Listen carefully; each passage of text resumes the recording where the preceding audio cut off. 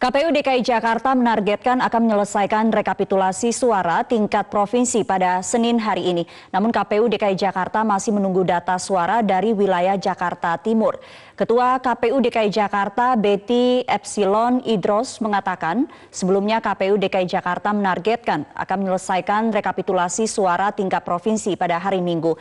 Namun rekapitulasi harus diperpanjang karena wilayah Jakarta Timur masih belum menyelesaikan rekapitulasi suara di tingkat kecamatan. Ada 3 kecamatan yang masih dalam proses rekapitulasi yaitu Duren Sawit, Cakung, dan Pulau Gadung.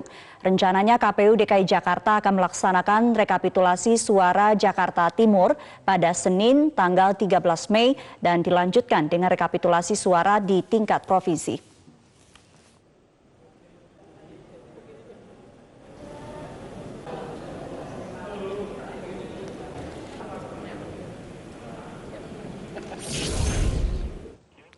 Hari ini Komisi Pemilihan Umum melanjutkan rekapitulasi nasional pemilu dalam negeri. Selain itu, rapat pleno rekapitulasi surat suara tingkat provinsi di Jawa Barat saat ini juga masih berlangsung. Dan informasi selengkapnya kita akan bergabung dengan Nadine Utomo dari Gedung KPU Jakarta dan juga Aris Setia dari Bandung, Jawa Barat. Kita akan ke Nadine terlebih dahulu. Nadine, untuk hari ini provinsi mana saja yang sedang dilakukan rekapitulasi suara?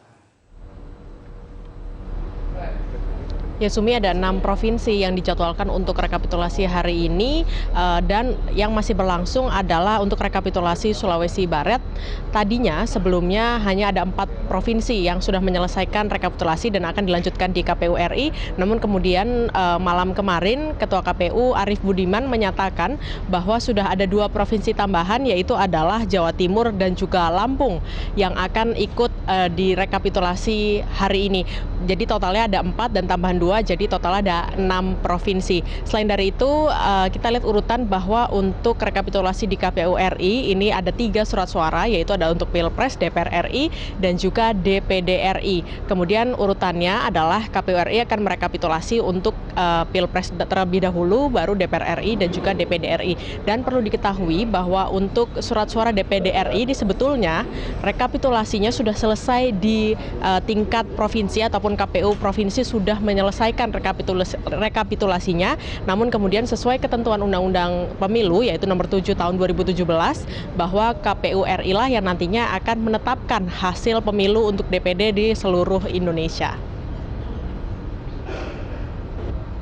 Sumi.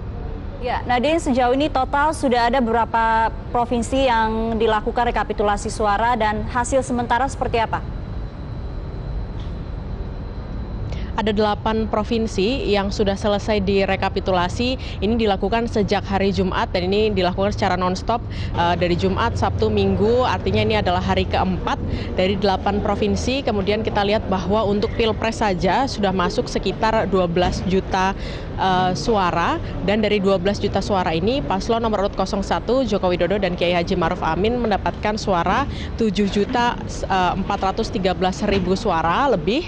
Kemudian untuk pasangan calon nomor urut 02 Prabowo Subianto dan Sandiaga Uno ini mendapatkan suara 4.800.000 lebih.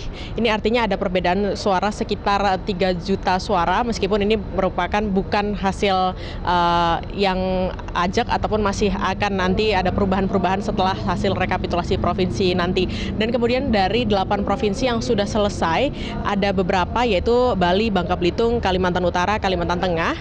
Kita lihat bahwa 6 provinsi ini unggul suaranya oleh paslon 01, sementara 2 provinsi yaitu adalah Bengkulu dan juga Kalimantan Selatan unggul paslon 02. Kita lihat bahwa dari 8 provinsi ini memang cenderung sedikit jumlah pemilihnya atau jumlah DPT karena dari 8 provinsi ini ada 12 juta. Namun kemudian untuk hari ini kita sudah mulai masuk ke provinsi yang sudah memiliki pemilih yang lebih banyak, tepatnya di Jawa. Ini ada dari Jogja dan juga Jawa Timur. Maka kemudian kita akan melihat karena akan ada penambahan angka yang cukup signifikan nantinya setelah KPU RI akan menyelesaikan rekapitulasi beberapa provinsi yang ada di Jawa.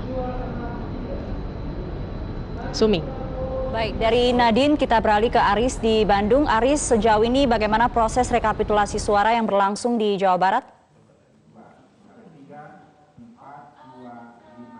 Ya, sebagaimana dengan hasil atau jadwal tahapan rekapitulasi surat suara tingkat provinsi di Jawa Barat yang dilaksanakan pada Rabu 8 Mei hingga 11 Mei, hari ini proses rekapitulasi pun terus masih berlangsung. Maksud kami ada rekapitulasi hari ini masih diperpanjang. Dan berdasarkan dari pantauan kami tadi, sekitar pukul 9.30 lebih tepatnya, tadi rapat pleno rekapitulasi ini berlangsung dengan diawali dengan penghitungan suara dari sejumlah daerah seperti Jabar 1 hingga Jabar 6. Dan barulah pada pukul 10:20 surat suara dari Kabupaten Bekasi tiba di KPU Jawa Barat dengan pengawalan langsung dari Kapolres Metro Bekasi Kabupaten, yaitu Kombes Pol Chandra Sukma Kumara. Dan belum dimulai proses penghitungan rekapitulasi surat suara dari Kabupaten Bekasi ini, tadi sempat disampaikan sejumlah alasan ataupun pernyataan dari beberapa saksi di tingkat kabupaten atau kota Bekasi terkait dengan alasan mengapa rekapitulasi di kota atau kabupaten Bekasi ini mengalami keterlambatan seperti itu. Dan kemudian pada pukul 11 barulah dimulai rekapitulasi surat suara di Kabupaten Bekasi ini dengan catatan, yaitu rekapitulasi suara Capres dan Cawapres Paslon 01, yaitu Jokowi Kiai Haji Ma'ruf Amin yang meraih total suara sebanyak 593.414 suara. Sementara Paslon 02 meraih 1.046.487 suara dengan jumlah seluruh suara sah dan tidak sah mencapai 1.671.488 suara. Sumi. Baik, terima kasih Ari Setia sudah melaporkan dari Bandung, Jawa Barat, dan sebelumnya ada Nadine Utomo dari Gedung KPU Jakarta. Pemirsa, calon wakil presiden nomor urut 01 Kiai Haji Ma'ruf Amin menilai tidak perlu dilakukan people power dalam menyikapi pemilu 2019. Kala menang dalam pemilu adalah hal yang biasa. Apabila dinilai ada kecurangan, lebih baik menempuh jalur hukum.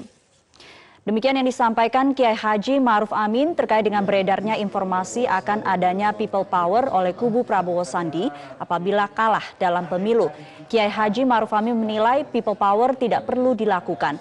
Kalah atau menang adalah hal yang biasa dalam kontestasi politik pemilihan umum setiap 5 tahun. Apabila menilai ada kecurangan pemilu, bisa menempuh jalur hukum dengan mengajukan bukti-bukti ke Mahkamah Konstitusi.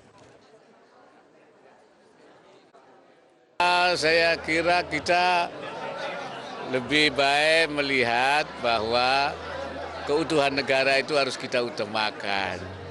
Soal kalah menang itu kan ya artinya itu kita anggap biasa. Karena itu jangan sampai kita kemudian kalah kemudian melakukan people power. Nah, kapan kita dewasa berdemokrasi?